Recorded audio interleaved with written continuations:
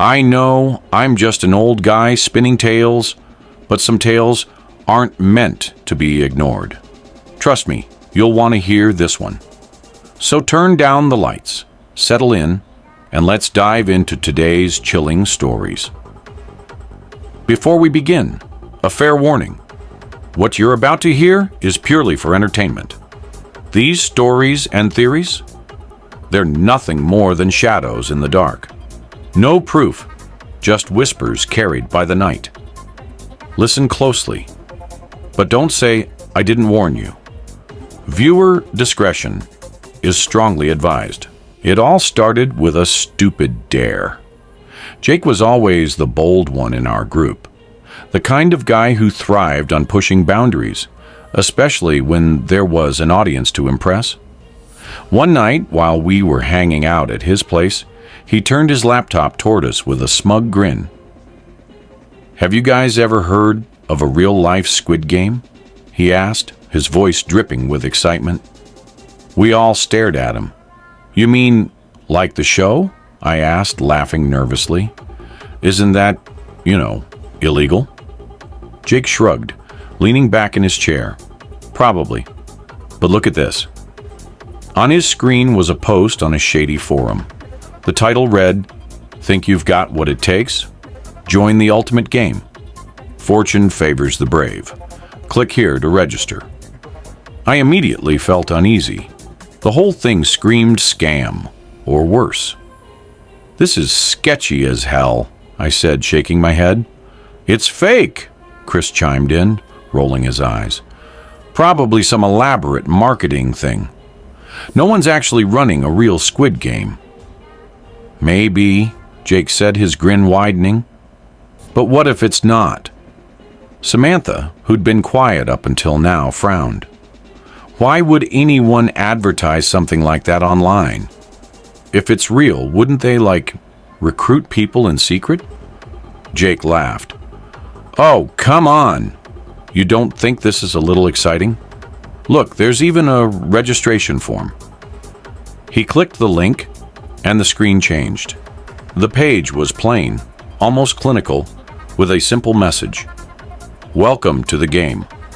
Answer truthfully." Beneath it was a series of questions. Are you in good physical health? Can you follow instructions under pressure? Do you have any family or dependents? The last question made me shiver. It felt too personal, too direct. "Jake, don't fill that out," I said. But he ignored me, typing quickly. Chris rolled his eyes but leaned closer, and even Samantha didn't stop him. There was something about it, dangerous, maybe even thrilling. When Jake finished, a message appeared on the screen. "Congratulations. Details will follow shortly." "That's it?" Chris asked, unimpressed. "No verification? No payment details? Seems like a joke?" Jake shrugged, but I could tell he was more excited than he let on. "Guess we'll see." 2 days later, we did. The envelopes came at night, black, unmarked, and slipped under each of our doors. Inside was a single card with an address, a time, and a single sentence. "Your invitation has been accepted. Be there or forfeit." "What the hell is this?" Samantha whispered as we gathered at Jake's place the next day. She held up her card like it might bite her. "It's happening," Jake said, his grin wider than ever. Chris was less amused. "So? We're just supposed to show up at some random address? What if it's a setup?" Jake waved him off. "Come on, you guys. We've come this far. Let's just check it out. Worst case scenario, it's a lame prank. Best case." He paused, his eyes glinting. "We're part of something insane." I wanted to say no. Every instinct screamed at me to walk away, but somehow I couldn't. Maybe it was the way Jake made it sound like an adventure. Or maybe it was the part of me that didn't want to be the coward in the group. In the end, we all agreed. The address led us to an abandoned warehouse on the edge of town. The air was cold, the kind of chill that seeps into your bones, and the streetlights around the lot flickered weakly. "This feels like the start of a horror movie," Samantha muttered, pulling her jacket tighter. Jake, of course, looked thrilled. "Relax, it's probably just part of the vibe. You know, to make it feel real." Chris crossed his arms, glancing around nervously. "If I get murdered, I'm coming back to haunt you." Before anyone could respond, a black van pulled up, its headlights cutting through the darkness. The doors slid open, and two figures stepped out, their faces obscured by red masks shaped like circles. "Are you here for the game?" one of them asked, their voice distorted through a modulator. Jake stepped forward, nodding. "Yeah, we're ready." The figure motioned toward the van. "Get in." Chris hesitated, backing away. "I don't think this is a good idea. We don't even know." The masked figure raised a tablet, showing a live feed of Chris's family. His parents, sitting in their living room, completely unaware. "If you refuse," the figure said calmly, "they pay the price." Chris's face went pale. He glanced at me, at Samantha, at Jake, but none of us had answers. Slowly, he stepped forward, climbing into the van. One by one, we followed, the door slamming shut behind us. The ride was silent. No one spoke, and the windows were blacked out, leaving us in darkness. My heart pounded as the van turned corners, the sound of the tires against the pavement echoing in the confined space. I didn't know where we were going. I didn't know what we'd signed up for. But something told me we couldn't go back. When the van came to a stop, the silence was deafening. None of us moved at first, frozen in the oppressive darkness. Then the doors slid open, revealing a flood of harsh, fluorescent light that made us squint. "Out!" one of the masked figures barked. Jake climbed out first, his eagerness dimmed by the tension in the air. I followed, my legs shaky as they hit the cold concrete. Samantha and Chris stumbled behind me. The scene in front of us was surreal.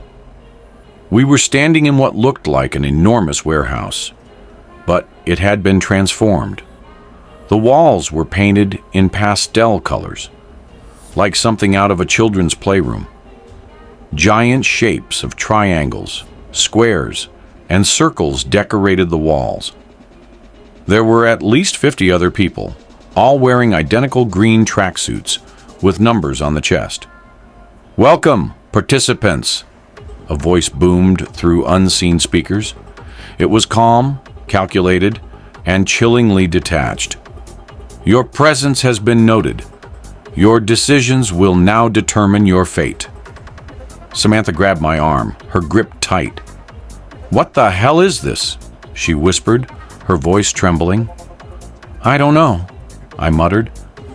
But my eyes caught movement at the far end of the room, where more masked figures stood in a line. One of them, wearing a black mask with a square on it, stepped forward. They were clearly in charge. "Listen carefully," the voice continued. "You will participate in a series of games. Each game has one rule. Follow instructions exactly. Failure to comply will result in immediate elimination." "Elimination?" Chris repeated, his voice rising. "What does that mean?" Before anyone could answer, one of the masked guards stepped forward and leveled a gun at the ceiling. The sound of the shot echoed through the warehouse, making everyone flinch. "That's what it means," Samantha whispered, her face pale. "Your survival depends on your ability to win," the voice continued. "Each game will bring you closer to victory and the ultimate prize." "What prize?"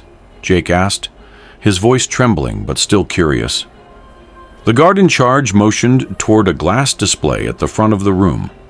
Inside was a massive pile of cash, stacks of bills lit under a spotlight. $50 million, the voice said. A ripple of murmurs spread through the room. For a moment, the allure of the money distracted from the terror. Jake's eyes lit up, but I couldn't shake the knot forming in my stomach. Now, the voice said, your first game will begin shortly. Change into your uniforms and wait for further instructions. The uniforms were waiting in small cubbies along the wall, each labeled with a number. Mine was 021. I slipped it on quickly, my fingers trembling.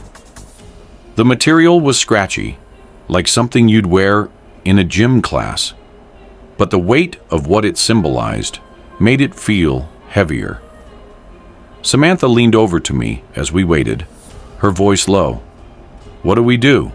We can't actually play this, can we? We don't have a choice, I said, glancing nervously at the guards. They're not going to let us leave. The group was herded into another massive room, this one designed to look like a field. Fake grass covered the floor, and a giant robotic doll stood at the far end, its head turned away from us. A familiar voice echoed from the speakers. Welcome to your first game. Red light, green light. The rules are simple. Move when the doll says green light. Stop when it says red light. Anyone caught moving on red light will be eliminated. I felt my knees go weak. This can't be happening, I whispered. The game began with an eerie, mechanical voice. Green light, it said cheerfully. We moved cautiously, taking small steps. My heart pounded with every movement, my eyes locked on the doll. It was so still, so lifeless, and yet I could feel it watching. Red light. I froze. The room was silent for a moment. Then came a sound that I will never forget. The dull thud of someone falling to the ground, followed by a loud bang. Screams erupted as people realized what had happened. A young man in front of us had flinched, barely moving, but it was enough. His lifeless body lay sprawled on the ground, blood pooling beneath him. They're killing us, Samantha cried, her voice breaking. Green light, the voice said again, oblivious to the chaos. The panic was instant. People ran wildly, trying to escape, but the doll's head turned sharply, and the sound of gunfire filled the room. One by one, the runners fell. Stay calm, Jake shouted, grabbing my arm. Just play the game. I forced myself to move forward, one step at a time.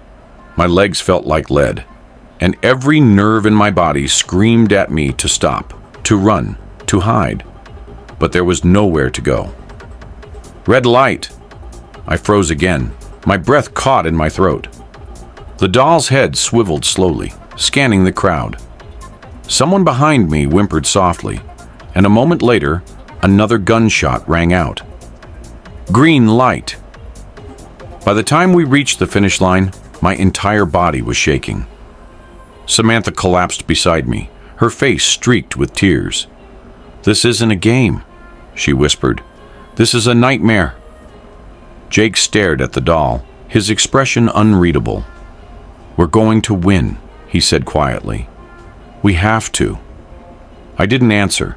My mind was too consumed by the bodies scattered across the field, by the horrifying realization that this was only the beginning. The room was silent, except for the faint hum of the fluorescent lights. We sat huddled in a corner, clutching our knees and avoiding each other's eyes. The aftermath of the first game weighed heavy on all of us. Nearly half the participants were gone, eliminated. The floor where we'd played red light, green light, had been cleaned, the blood and bodies removed as if they'd never existed, but their screams lingered in my mind. Jake was the first to break the silence. All right, we made it through the first round. That's good. Now we just need to keep our heads straight and focus. Focus? Samantha snapped, her voice rising. We just watch people get murdered, Jake. You want to focus on winning? Jake glared at her. If you don't, you'll end up like them. We're here now, Sam. We can't change that. The only thing we can do is survive. The masked guards returned, herding us into another room. This one looked strangely cheerful, with walls painted in pastel colors and tables set up in neat rows. Each table had tins of candy and needles arranged in front of them. Welcome to the second game, the voice announced. Your task is simple. Each of you will select a tin containing a honeycomb candy. Carefully carve out the shape inside without breaking it. Breaking the shape will result in elimination. Murmurs rippled through the group as we approached the tables. Each tin had a different shape on the lid. A triangle, a circle, a star, and an umbrella. Take your pick, Jake said, scanning the options. But keep it simple. The triangle looks easy. I reached for a triangle tin, but Samantha froze, her eyes darting between the shapes. What if there's a catch? What if they're all impossible? There's no time to overthink it, Chris snapped, grabbing a star tin. Just pick one and hope for the best. Samantha hesitated, then chose a circle. Jake and I both went for triangles. As we sat down, the guards handed out needles. You have 5 minutes, the voice announced. The room filled with the sound of scraping needles as everyone focused on their honeycombs. My hands were trembling, but the triangle was straightforward. I took slow, steady breaths, carefully carving out the shape. Jake was done in under 3 minutes, smirking as he set his triangle down. Told you this one was easy. Chris, however, was sweating. The star's points were tricky, and he nicked the edge several times. This is impossible, he muttered under his breath. Calm down, I whispered, trying to help. Just go slow. But before I could finish, there was a sharp crack. Chris froze, his eyes wide as he stared at the broken star in his hands.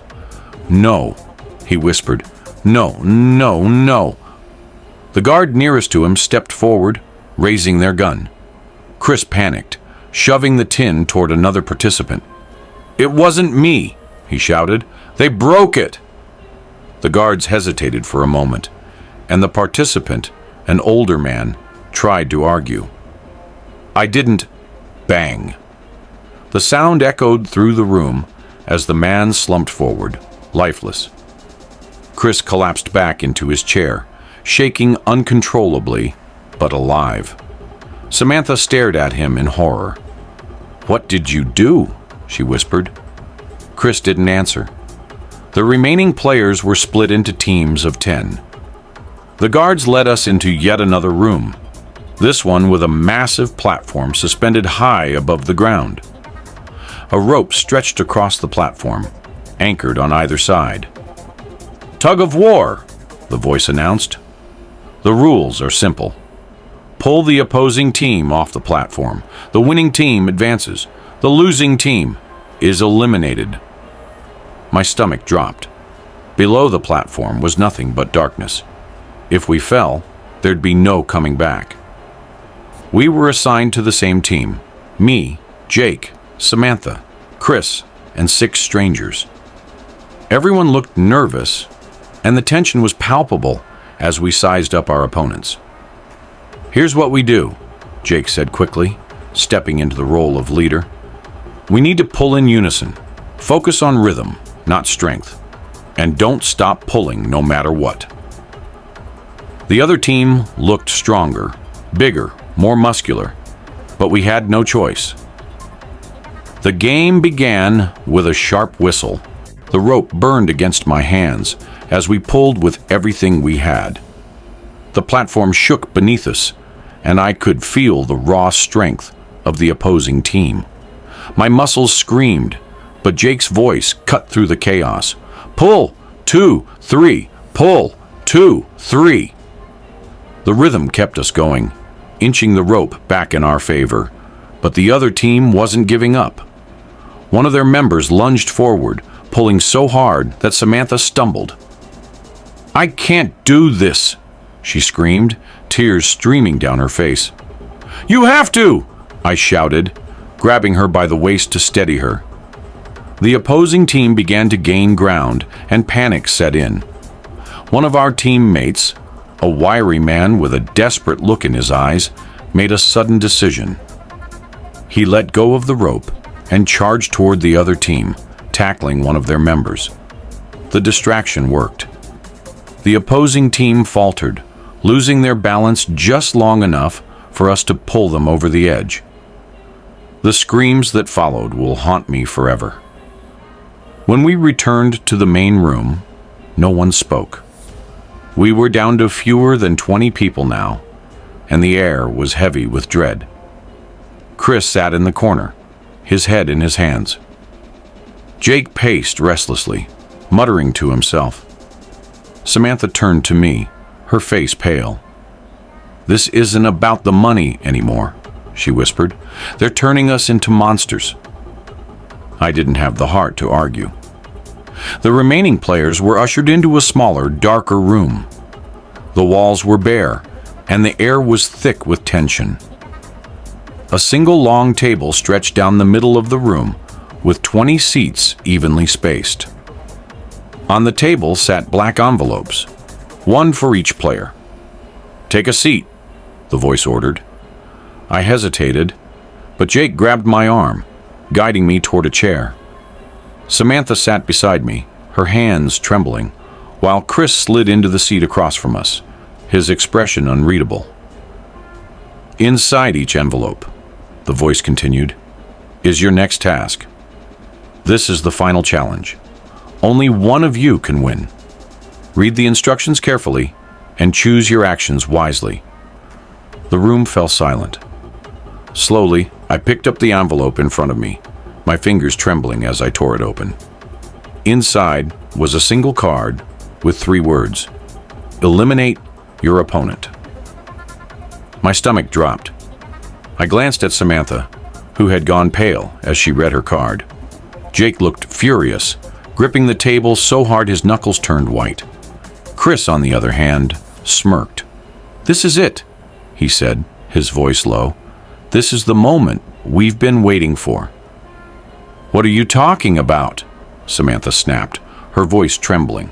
"This isn't a game anymore. It's murder." Chris shrugged. "It's survival.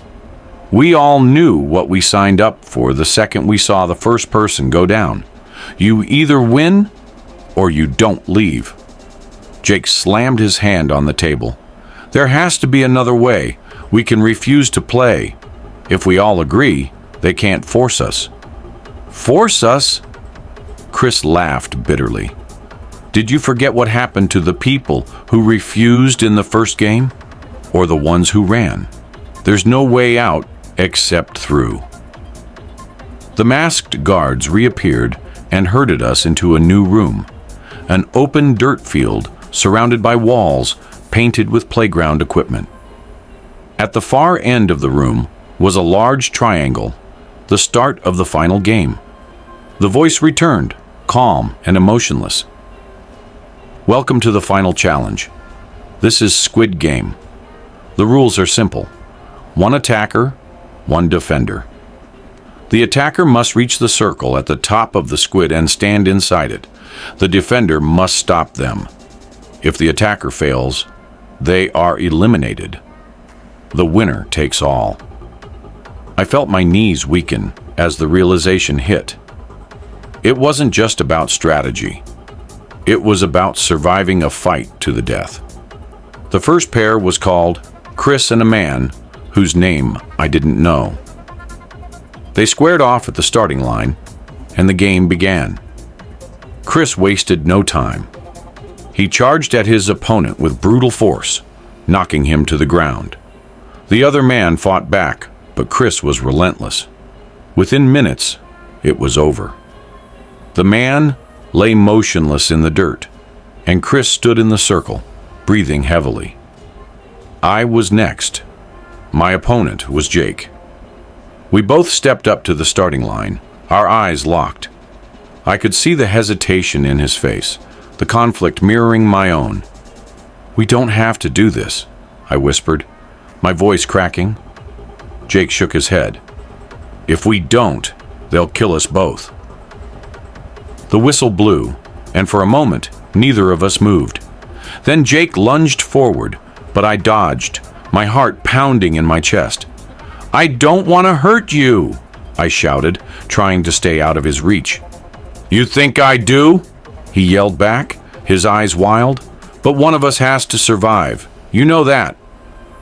The game turned into a desperate struggle, each of us trying to outmaneuver the other without crossing a line we couldn't come back from. Jake finally pinned me to the ground, his hand trembling as he raised his fist.